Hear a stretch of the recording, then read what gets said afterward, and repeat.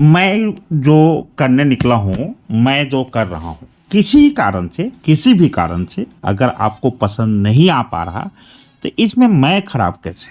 अगर मैं आपको समझ नहीं आ रहा हूँ, तो मेरे प्रयास खराब कैसे?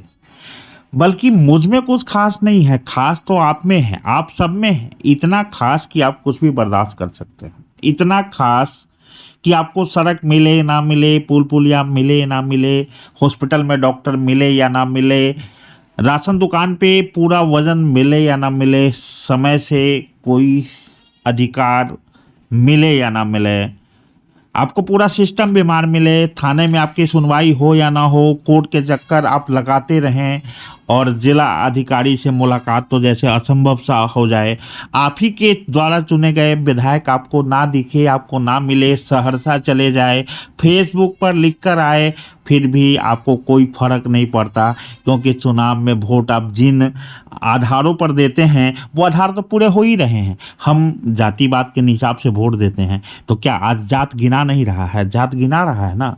तो सवाल यह है कि अगर मेरे प्रयास किसी भी कारण से आपको समझ नहीं आ रहे हैं, मैं बहुत बड़े मूवमेंट को नहीं लेकर चल पा रहा हूँ, मैं चुनावों में आपके वोट के दम पर नहीं जीत पा रहा हूँ, इसका मतलब यह थोड़ी है कि मुझे कुछ प्राप्त नहीं हो रहा है।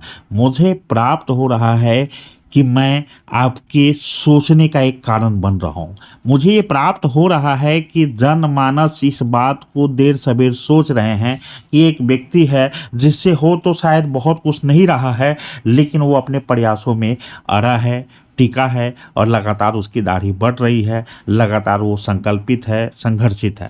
मैं मानता हूँ संभव है कि हो सकता है मेरे से कभी अदौड़ी खोड़ी पाकर पुल बन ही नहीं पाए, तो क्या मैं अपने प्रयास को छोड़ दूँ? तो क्या मैं अपने प्रयासों को बंद कर दूं? बहुत सारे ऐसे काम हैं जिसे मैं बड़ी आसानी से करा पा रहा हूं। यही काम आज से 5 साल पहले मैं नहीं करा सकता था। हम तो बार बार कहते हैं कि हम आप उस पृष्ठभूमि से हैं जिनके लोग माला बनाते रहे, माला पहनाते रहे, दरी बिछाते रहें और नेताओं के लिए जिंदाबाद जिंदाबाद करते रहे। इसके अलावा तो कोई काम ही नहीं था हमारे पास। हम कभी कुछ बोलते भी तो सुनने वाला कौन था? कोई सुन भी सकता था क्या? लेकिन अगर अपने तमाम प्रयासों से, संघर्षों से इस स्तर पे भी अगर हम पहुंच रहे हैं जहां अधिकारी कर्मचारी आप ही की समस्या की बात जब मेरे मुख से निकलता है तो गंभीरता से सुनने लगे हैं, समाधान भी होने लगा है और निराकरण होने भी लगा। अब मेरी औकात ही छोटी है, इसमें मेरे सोच का क्या? अब मैं मुश्किल से 3000 वोटों को प्रभावित कर पाता हूं। मुश्किल से पिछली बार हारे हुए विधायक को 3000 का चूना लगा पाया वोट का। जीते हुए को लगा कि मात्र 3000 वोट ही तो उसको नहीं मिले हैं, बाकी तो उसको पूरा शिवहर का वोट मिल गया। तो वो आपकी बात क्यों सुनेगा? लेकिन बावजूद इसके अगर हम अपनी बातों को, आप ही की समस्या को, मेरी व्यक्तिगत तो एक ही समस्या है, मेरी दाढ़ी बढ़ रही है। मेरी व्यक्तिगत समस्या तो एक ही है कि मेरा खुजला रहा है। मेरी व्यक्तिगत समस्या कोई पुल पुल या सड़क तो है नहीं, क्योंकि ये तो समष्टिगत समस्या है। इस समस्या से तो आप भी जूझ रहे हैं, वो लोग भी इस समस्या से जूझ रहे हैं जिन्होंने विधायक को वोट दिया था, वो लोग भी इस समस्या से जूझ रहे हैं जिन्होंने मुझ जैसों को वोट दिया था, जिन्होंने मुझ जैसे में विश्वास जगाया था। तो सवाल यह है कि जो लोग मेरे मतदाता हुए, जो लोग मेरे साथ चले, जो लोग मुझे वोट दिए, उनके लिए भी वही हॉस्पिटल है जहां डॉक्टर नहीं है, इलाज नहीं है। आपके लिए भी वही हॉस्पिटल है जहां डॉक्टर है, इलाज नहीं है। विधायक के जो बहुत करीबी होंगे उनके लिए भी वही हॉस्पिटल है जहां डॉक्टर है, इलाज नहीं है। उनके लिए भी वही अंचल है जहां सब अधिकारी कर्मचारी हैं, लेकिन दाखिल खारिज में लंबी कतार लगी हुई है। उनके लिए भी तो वही राजस्व कर्मचारी होगा जो कुछ पैसे को लेकर गलत दाखिल खारिज भी कर देता होगा और सही को भी अटका और लटका लिया रहा होगा। तो सवाल यह है कि पूरा सिस्टम जहां अटका और लटका है, वहां एक उम्मीद तो हूं मैं, वहां एक प्रयास तो हूं मैं, जो कहता है कि भाई आपके नेताओं का ब्रीफकेस ढोने के लिए हम पैदा नहीं हुए, शायद हम इसलिए पैदा हुए हैं कि हम अपने अधिकारों की बात कर पाए। ऐसे में मुझे कई बार लगता है, कई लोग सोचते हैं कि मैंने पाया क्या? अरे तो मैंने खोया क्या? खोने के लिए तो लगातार हम खो ही रहे हैं। हमारी 3 पीढ़ियों ने खोया है, हमने तो कम से कम इतना पाया कि जब हम आपकी समस्या का आवाज जिला में उठाते हैं, प्रखंड में उठाते हैं, थाने में उठाते हैं या एसपी ऑफिस में उठाते हैं, तो गंभीरता से हमें सुना जाता है और संभव है कि आपके जायज समस्याओं का बहुत हद तक समाधान भी हो पाता है। अब मैं ये थोड़े कहता हूं कि राम राज आ जाएगा। कैसे आ जाएगा? कैसे आएगा? कौन लाएगा? जिसको लाने के लिए आप सुनते हो सहरसा चले जाता है। उससे पहले जिसको चुना वो 10 वर्षों तक मंदिर मस्जिदों की जमीन लिखा रहा था, बैठकर कोयला बेच रहा था और अंगूठा छाप होने की पूरी निशानी दे रहा था। तो सवाल यह है कि आप चुनते जिसको हो वैसा आपको मिलता है। आप चुनते हो कि 5 किलो अनाज मुफ्त मिले, तो 5 नहीं तो 4 किलो तो मिल ही जाता होगा, हर महीने नहीं तो एक आध महीने बाद तो मिल ही जाता होगा। तो सवाल यह है कि हम जिस नाम से चुनते हैं वो काम कम या ज़्यादा तो होता ही है। अब हम जैसों को कभी भविष्य में कोई चुन ले तो वो संघर्ष के नाम पे चुनेगा, तो वहाँ हर जायज़ मांगों के लिए संघर्ष होगा, चाहे वो संघर्ष सत्ता से हो, सरकार से हो, कुर्सी पर बैठे से हो, कुर्सी पर बैठे को गिराने से हो, या कहीं कोर्ट कचहरी में जाकर मामला दर्ज कराने से हो। आप ही तो देख रहे हैं ना, इसी जिला में आपके इस पूर्णिया प्रखंड में ही एक भवन को जर्जर बताकर तोड़ा तो जा रहा था, तोड़ तो रहे थे। ये कौन थे? वो वही जिलाधिकारी थे जिनको जिला चलाने की जिम्मेवारी है। ये वही स्वास्थ्य विभाग के सिविल सर्जन थे जिनकी जिम्मेवारी थी पूरी व्यवस्था को संचालित करने की। तो आप देख तो रहे हैं कैसे मोतियाबिंद, राजनीतिक मोतियाबिंद के अंधे अधिकारी कर्मचारी आपके बीच घूम रहे हैं। ऐसे में आप हमको कैसे सोच सकते हैं कि मैं कुछ नहीं कर पा रहा हूँ?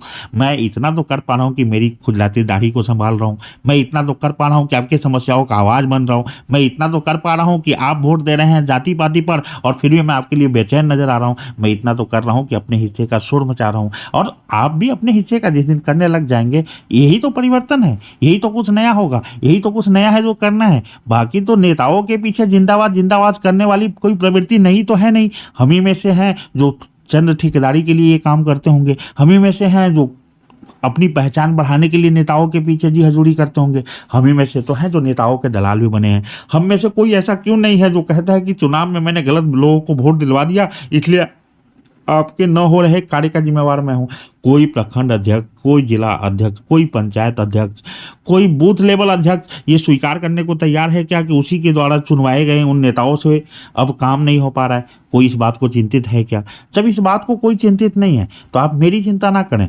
मेरी खुजलाहट किसी न किसी दिन मुझे इस स्तर पे जरूर लाएगी जब मैं आपके तमाम नेताओं को ढंग से खुजा पाऊंगा, और जब मैं उन्हें ढंग से खुजा पाऊंगा तो सिस्टम को ढंग से जगा पाऊंगा और मुझे संतुष्टि है। मुझे तो लगता है कि मैं जिस परिवेश से आया हूँ उस परिवेश में कोई हमारी बात भी सुनने को तैयार था क्या?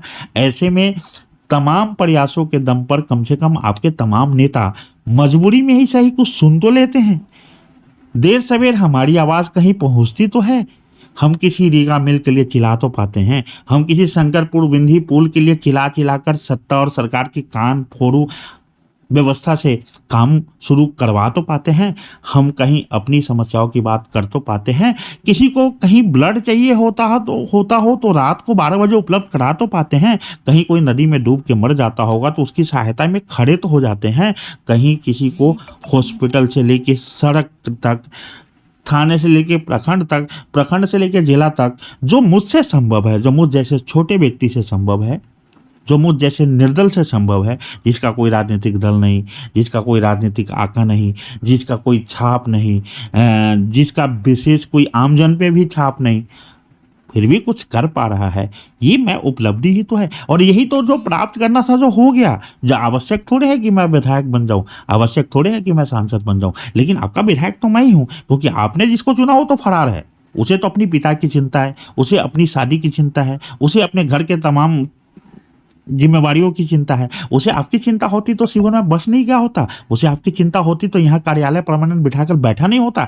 जब जिसे आपने चिंता करने को चुना वो चिंतित नहीं है, इसलिए भी तो चिंतित होना हम जैसों का लाजमी है। और इसीलिए हम चिंतित हैं, इसीलिए हमारा प्रयास है कि लगातार हम आपके साथ बने रहें, आपकी समस्याओं में चिंतित रहें, और वहीं से अगर कुछ समाधान का निकलता है तो कुछ रास्ता निकालें। ऐसे में यह ना सोचे आप, कई लोग मुझे सलाह देते हैं, अरे काम काज करो, छोड़ो, जनता किसकी होती है, लोग किसके होते हैं। मैं कहता हूं कि भाई लोगों का होना ना होना उससे मेरी सोच पे क्या असर पड़ता है? मैं आपको पसंद नहीं आता हूं, उसमें मेरी क्या कमी है?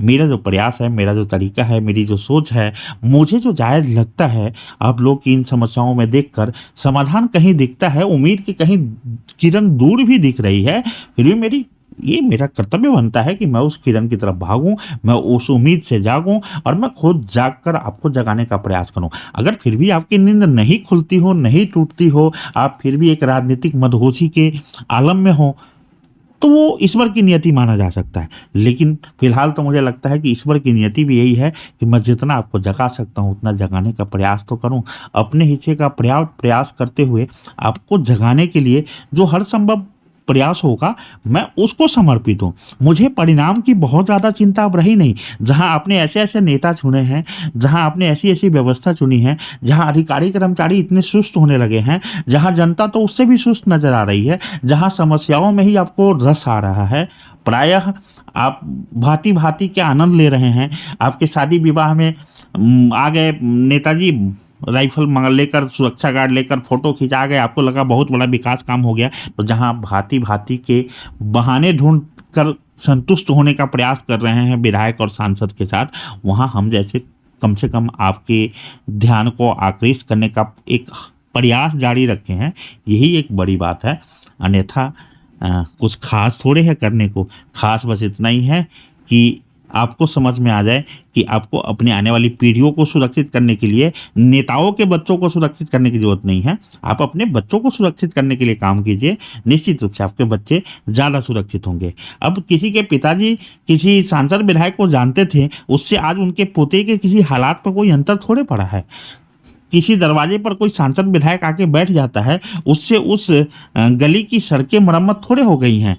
किसी के यहाँ किसी सांसद विधायक का खूब आना जाना भी हो, चाय नाश्ता भी चलता हो, उससे वो मोहल्ला, वो गांव, कोई व्यवस्था बदल थोड़े गई है। अगर बदलने वाली होती तो हम जिस परिवेश से हैं उसमें तो बड़े बड़े महान लोग हुए हैं, जिनके सूबे के मुख्यमंत्री तक उठना बैठना रहा है और अच्छी शख्सियत रहे हैं। ठीक है, उन्होंने बहुत सारे अच्छे काम भी किए, लेकिन पता है राजनीतिक शख्सियतें केवल कुर्सी पर रहते हुए होती हैं। ये मित्रता किसी काम आती तो आप देख लीजिए, पीपी अरुण बाबू गुजर गए हैं, उनके पिताजी की प्रतिमा वो खुद बनाकर 5 वर्षों तक मुख्यमंत्री से डेट मांगते रहे अपने पिता के प्रतिमा का अनावरण करने के लिए। अब आप कहेंगे कि मुख्यमंत्री उनके मित्र हैं, है तो हैं। राजनीति की मित्रता इतनी होती है, राजनीति की भक्ति इतनी होती है, और इस भक्ति से अलग कुछ हम आपकी भक्ति में हैं, हम आपके साथ प्रयासरत हैं, हम आपके लिए प्रयास कर रहे हैं। यह क्या कुछ अलग नहीं है? यह क्या काफ़ी नहीं है? काफ़ी थोड़े ही है कि हम आपका विधायक ही बन जाए।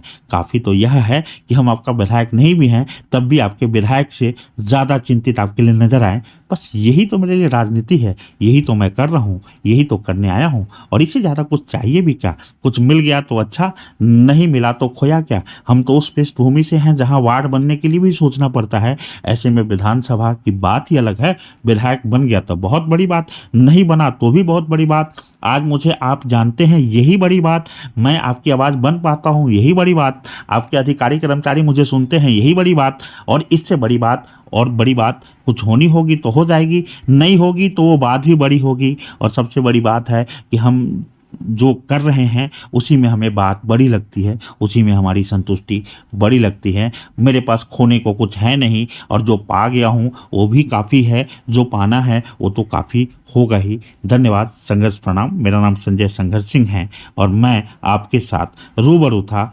मैं क्या कर रहा हूँ, मुझे क्या करना चाहिए और मेरी नियति क्या है, और उसमें आपको क्या करना चाहिए, कितनी देर तक आपको दूर खड़ा इंतज़ार करना चाहिए, या कब मेरे साथ आकर हाथ से हाथ मिलाकर मेरे साथ विकास पथ पर दौड़ जाना चाहिए, अपने अधिकारों के लिए लड़ जाना चाहिए, अपने अधिकारों के लिए संघर्षित हो जाना चाहिए।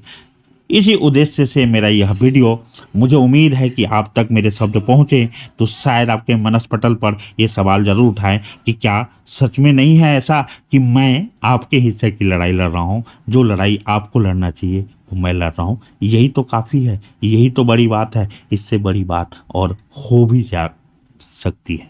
धन्यवाद, संघर्ष प्रणाम।